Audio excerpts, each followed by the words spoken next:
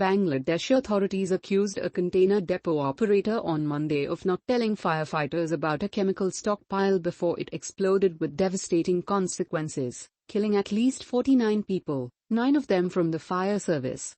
The toll from the giant blast, which followed a fire at the container depot and sent fireballs into the sky, was expected to rise further.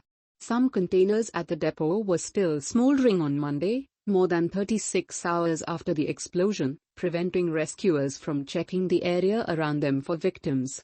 Around a dozen of the 300 injured were in critical condition.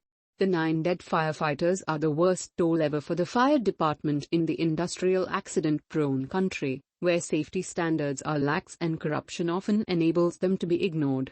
Police have yet to lay charges over the fire. "Our investigation is going on. We will look into everything," said local police chief.